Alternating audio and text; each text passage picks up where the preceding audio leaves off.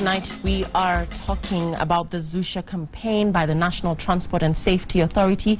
With me in studio tonight is Mathew Munyao, Director Road Safety at the National Transport and Safety Authority. Thank you very much for your time this evening. Thank you, Lily. Let me forward some of the messages that are coming in from our viewers regarding their experiences while commuting on PSVs.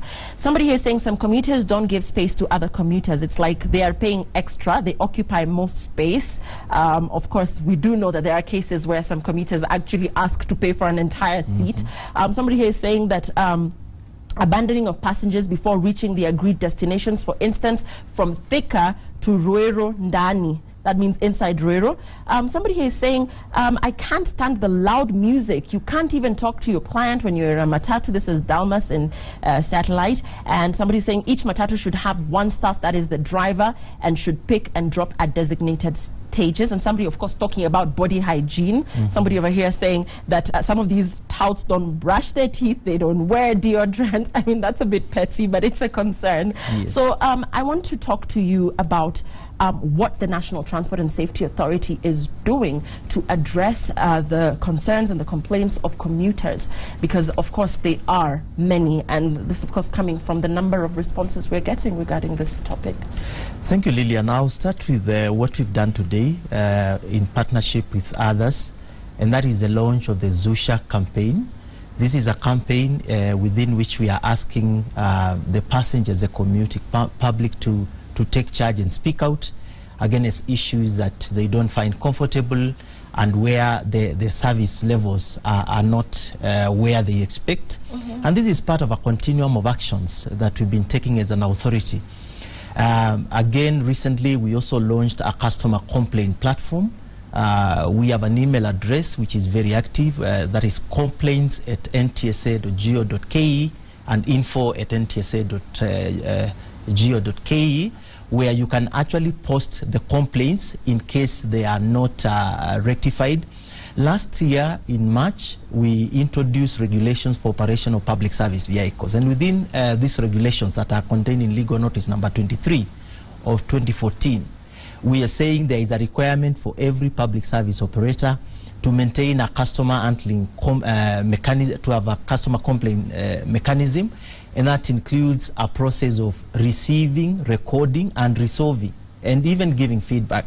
And therefore, within that framework, we are telling the public, you have the opportunity, you have actually everything that it takes now to voice out and demand good service levels from the crew. Okay, and in line with putting the passenger in the driver's seat, Munyao, what I want to ask you is how immediate can this complaint reach you? For instance, let me give you a hypothetical situation. I'm riding in a matatu home right now, and the driver decides that this is his last stop, and yet we know there's a designated bus stop. Is there a forum, is there a way that the commuter can actually forward this complaint, the registration number of the vehicle, immediately they undergo that situation?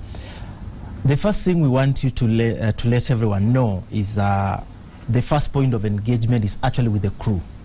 And we want, through Zusha, we are telling everyone to speak out. And I know we've had different experiences from many people. Some who have spoken before, some have gotten positive results, some very nasty results. But we are saying, talk to the crew first. They may not listen initially, but they have heard you. The second time somebody speaks, they will think about it. The third time somebody speaks about the same thing, they are likely going to act and act favorably. But in the meantime, of course, our emails are available, and we'll also shortly provide sort of like a call center mechanism where you can do a voice call. Although, what is your email? The email is complaints@ntsa.go.ke. Complaints@ntsa.go.ke. Complaints@ntsa.go.ke. And we are processing every complaint that is coming through that email and ensuring that the issues have been rectified. So, and what is going to happen if, for example, a crew, a matatu did not take you to your destination and you send us an email? But I will also want to encourage everyone to also speak with the SACCO. Within our website, we have already put a portal for public service vehicles, and within therein, there are all the names, registration numbers, and the contact of officials of the SACCOs. So this is something you can download in advance, and it has actually telephone numbers even of the owners of the vehicles, the officials rather.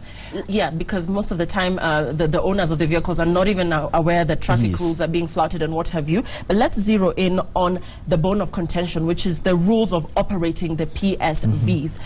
The drivers of these matatus or these buses, are they aware what the rules of operating these PSVs are? Is there a manner in which they are vetted before they even are allowed to actually operate these vehicles? One of the requirements, again, within the regulations that I cited earlier, Lillian, is that every operator should actually train the crew, that is the driver, the conductor, on customer service. That is a requirement beyond other training, such as, of course, the requirements to train them on defensive driving and so forth. And therefore, we do expect by the time you are issued the PSV badge that you are familiar with the law, you've been trained to some good level in customer care and customer service. And we have seen commitments, and I think in recent times you have seen SACCOs going full out to train all their drivers and conductors in this particular area, and visible behavior change, and I could quote a few of them that have gone through this process. And when you look at the frequent fatal traffic accidents on minibuses as well as buses, and still see, and this is just an example, but the renewal of licenses of known offenders, of people that are notorious for flouting traffic rules, people that are notorious, and routes that are notorious for even pickpocketing and what have you. Why do these licenses continue to be renewed? One of the issues that we'll say is we need to have concrete data to take our own actions, because our actions must be backed by evidence and data. And one frustration we get is failure for people to come out and actually state the experiences that they are having. If you look through today, for example, even through our email, we are getting about 5 emails in 2 days. That is, in our opinion, the complaints could be in the range of 1,000 a day if everyone was actually to come out and voice them. Many of the SACCOs that we've called and even audited them through we've noticed that the system of customer collection and handling shows that very few complaints have actually been reported. So there is a bit of apathy, and Zusha is meant to address this kind of thing. We are telling the public to actually come out and speak, engage with them, and you'll be surprised at some point if everyone speaks. You'll start to notice that they will begin to listen. And again, if they don't listen, then through the 2 framework, one, reporting to the SACCO, which is very important, and perhaps giving us a copy of the same communication so that we challenge the SACCOs. Again, when you report to us directly and fail to report to the SACCO, you also deny the officials of the SACCO an opportunity to correct their own house, which is important. So the traffic police officers have done their part, but what difference are we likely to see the Zusha campaign make in as far as the harassment and the frustration that commuters are facing? For instance, the overpacking of matatus, the deafening music. There are so many messages that, of course, will forward to the NTSA. But what difference is the NTSA going to make? I like to let you know that this phase that we've just launched today is the second phase of this campaign in this country. And the last campaign that was concluded actually demonstrated we had these stickers in about 10,000 matatus. And out of the matatus that had stickers, their accident rates had reduced by half. And that was backed by data from the claims, because within this Zusha campaign, we've actually partnered with some insurance providers. Of course, we have the National Road Safety Trust, and we have the Georgetown University, who have been actually undertaking extensive research, not only in Kenya, but in a number of countries. So we are very confident that this approach actually does work. Many times, even Lillian yourself, when you are driving or you are being driven around, if you caution a driver and tell them, could you drive more safely, people are likely to listen. And they are likely to adjust a little bit of what they were doing for the better. So we are very confident that this is likely to bring a lot of improvement. And of course, there's confusion as we wind up over whether or not the Probox is a public service vehicle. We know that the Probox has become notorious in certain routes such as Meru and what have you, where you see people actually literally packed into the boots and the back seats of these vehicles. What are your thoughts on that? Well, For long distances, for sure, these vehicles are not largely licensed. In a few cases, they are licensed as taxis to operate within the towns and to carry within the right capacity. Any vehicle that is duly licensed will be, of course, inspected as such as a public service vehicle.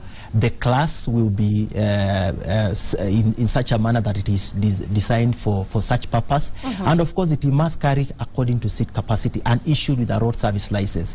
Anything outside that is illegal. And we are working with the county governments to ensure that these illegal operators do not access public resources in terms of terminals where they pick persons. And we're also working with the police to ensure that they are impounded. Thank you so much, Mr. Munyao. Of course, you now have the power to Zusha. That is, of course, according to the National Transport and Safety Authority, you have the power to Zusha. You can complain. You can actually make your complaints known to the NTSA, and they will get on whatever it is that you're not happy about. Of course, we are happy about the fact that the PSVs have given us free Wi-Fi. And of course, there are some that are actually, you know, quite good and customer friendly as well. So not all are bad. But of course, again, to the commuters, you can make your complaints known to the NTSA. Give us that email once again, Mathew Munyao. Complaints at ntsa.go.ke. Complaints at ntsa.go.ke. Yes. Complaints at ntsa.go.ke. Mark that. Thank you so much, Mathew Munyao, Director, Road Safety, National Transport and Safety Authority. Thank you for your time. We'll be right back with all the day sports with Michael. To the sports is Esther Wahome on our 1-1. The hashtag is 1-on-1. Stay with us.